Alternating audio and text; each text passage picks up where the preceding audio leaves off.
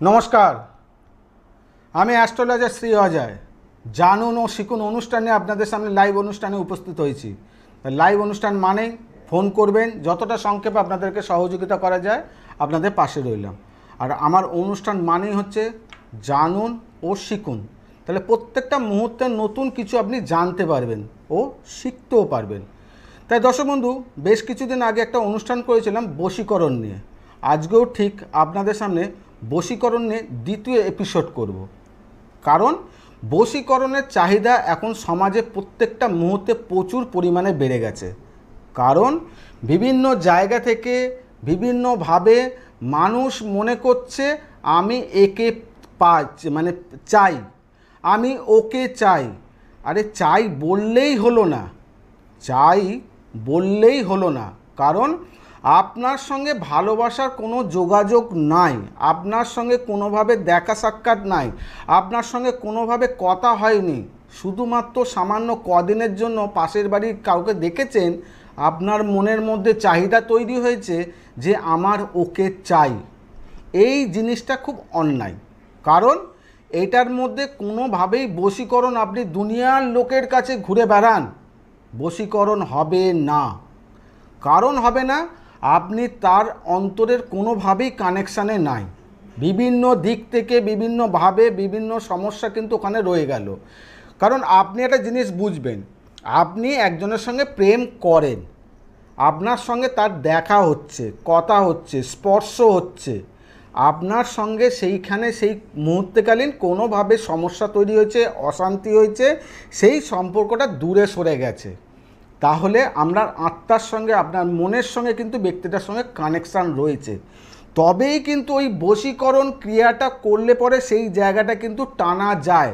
কিন্তু পাশের বাড়ির কাউকে আমি 7 দিন ধরে দেখলাম, 2 দিন মাত্র কথা বললাম, আমি তাকে টেনে নিয়ে এসে পরকীয়া করতে যাব, হবে কিন্তু হিতে বিপরীত হবে আপনার জীবনে। কারণ এখন আপনার বয়সটা আবেগ আছে, কিন্তু একটা সময় কিন্তু আপনারও বয়সের মধ্যে সেই বয়সটা বাড়বে। তখন আপনার এই যে সমস্যাটা, এই যে অন্যায়টা, এটার কিন্তু প্রতিফলন আপনাকেই ভোগ করতে হবে। তার জন্য সবসময় আপনাদেরকে এই জায়গাটাকে সতর্ক করি। আমার অনুষ্ঠান মানেই ফোনে কেউ আছেন? হ্যালো হ্যালো হ্যালো, নমস্কার। নমস্কার, কোথা থেকে বলছেন? শুনতে পাচ্ছেন? হ্যাঁ, শুনতে পাচ্ছি। কোথা থেকে বলছেন? আমি কলকাতা থেকে নিশা চৌধুরী বলছিলাম। বলুন। আমি কিছু মাস আগে আপনার সাথে যোগাযোগ করেছিলাম আমার একটি রিলেশনশিপ নিয়ে। আচ্ছা। আমার সঙ্গে আমার পার্টনারের রিলেশনশিপ খুবই খারাপ ছিল। তো আপনার সাথে যোগাযোগ করার পর আপনার কথা মতো আমি সমস্ত কিছুই করেছি।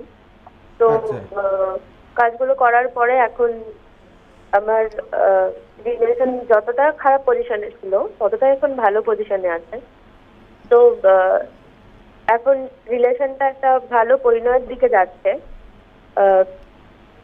ভালো পরিণয় বলতে তার মানে হচ্ছে আপনি একটা কোনো ভালোবাসার মধ্যে ছিলেন, সেই সম্পর্কটা আপনি ডিস্টার্ব ছিল, তারপরে আপনি আমার সঙ্গে যোগাযোগ করেন। হ্যাঁ, এখন বর্তমান আপনি খারাপ ছিল। আপনার সাহায্য নেওয়ার পরে রিলেশনটা একটা ভালো জায়গায় পৌঁছেছে এখন। আচ্ছা, সেটা কি এখন কি অন্য কোনো জায়গা বিবাহিত জীবনে কিংবা অন্য কোনো রাস্তায় কি পৌঁছেছে জিনিসটা? হ্যাঁ, ওই দিকেই যাচ্ছে। আচ্ছা, তাহলে বলুন।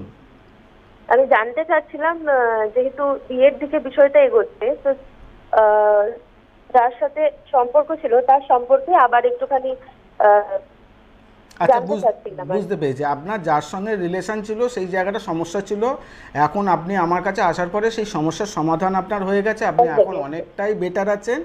সেই সম্পর্কটাকে এখন বিবাহিত জীবনের জায়গায় নিয়ে যেতে চাইছেন, কিন্তু একটুখানি সেই বিষয়টা জানতে চাইছেন, সেই ব্যক্তিটার বিষয়, তাই তো? আচ্ছা, বলুন, ডেট অফ বার্থ বলুন। 10/6। দাঁড়ান 1 মিনিট। 10/6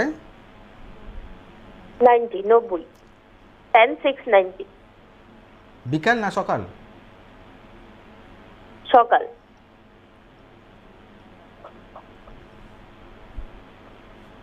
কোথায় জন্ম ওনার? কলকাতা। কলকাতায় জন্ম। আচ্ছা, আপনাকে একটা কথা বলে দিই, ওনার হচ্ছে ধনু রাশি, মিথুন লগ্ন, মূলা নক্ষত্রের জন্ম, ঠিক আছে?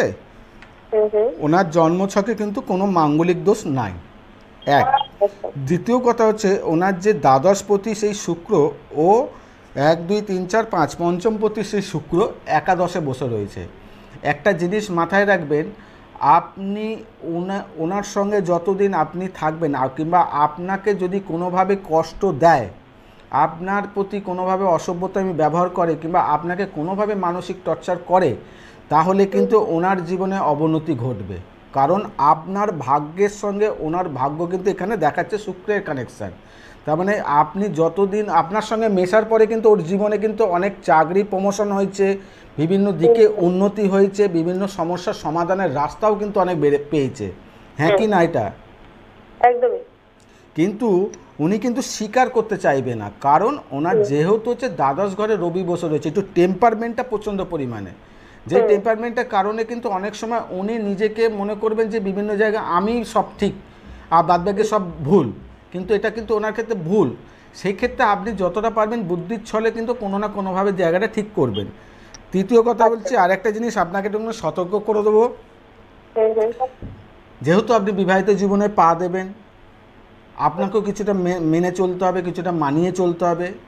এই ছেলে কিন্তু একটু মা ভক্ত হবে, কারণ এই মা ভক্ত হওয়ার কারণে অনেক সময় কিন্তু দাম্পত্য জীবনে অশান্তি লাগে।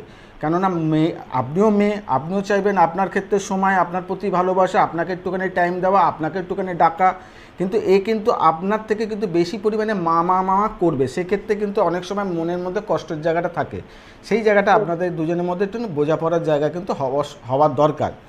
বিবাহিত জীবনের পরে কিন্তু আপনার সঙ্গে একটুখানি এই পার্টনারের যতটা সম্পর্ক ভালো থাকবে, ততটা কিন্তু শ্বশুরবাড়ির জায়গা থেকে একটু সমস্যা দেখা দেবে। কিসে? মতের বিপরীত হওয়ার জায়গা, বাড়ির লোক অতটা পছন্দের জায়গা কিন্তু থাকবে না, কিন্তু এই জায়গাটা একটুখানি সমাধানের রাস্তা আছে। এখন আপনাকে বলবো না, পরবর্তী সময়ে যখন বিয়ে হয়ে যাবে তখন পারলে পরে একবার আমার সঙ্গে দেখা করবেন, যোগাযোগ করবেন। এখন কোনো মতে আপনাকে কোনো কিছু দেবো না, বুঝতে পেরেছি? তাহলে সেই অনুযায়ী কিন্তু এগোবেন। কিছু কিছু জিনিস আপনাকে সাবধান করে দিলাম, কিছু কিছু জিনিস রাস্তা দেখিয়ে দিলাম, আপনি ওইভাবে চলুন। আশা করি অবশ্যই আপনাদের বিবাহিত জীবনে অনেক সুখে থাকবেন। ঠিক আছে? ভালো থাকবেন, সাবধান।